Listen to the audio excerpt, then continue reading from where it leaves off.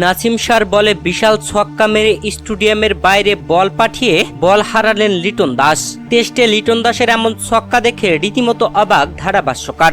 দর্শক, পাকিস্তানের বিপক্ষে প্রথম টেস্টের তৃতীয় দিনের খেলা শেষ হয়েছে, যেখানে পাকিস্তান আগে ব্যাট করে প্রথম ইনিংসে 448 রান করে ইনিংস ঘোষণা করে। এরপরে বাংলাদেশ ব্যাটিং এ নেমে শুরু থেকে দারুণ ব্যাটিং করেছে।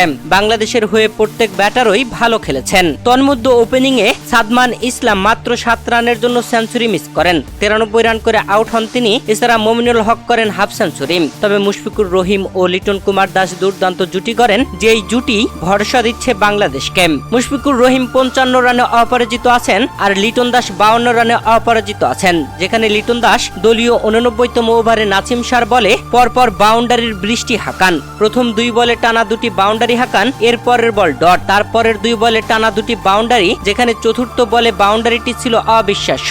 লেগ সাইডে তুলে মারেন লিটন দাস। বলটি একদম স্টেডিয়ামের বাইরে গিয়ে আকাশমণি গাছে লাগে। এরপরে বলটি হারিয়ে যায়, নতুন বল দিয়ে আবার খেলা শুরু হয়। লিটন দাসের ব্যাট থেকে এমন ছক্কা দেখে রীতিমতো চমকে যান ধারাভাষ্যকার। ধারাভাষ্যক কক্ষ থেকে হাসতে থাকেন তারা। দর্শক, লিটন কুমার দাসের এমন দৃষ্টিনন্দন ছক্কা আপনার কাছে কেমন লেগেছে অবশ্যই কমেন্ট করে জানাবেন।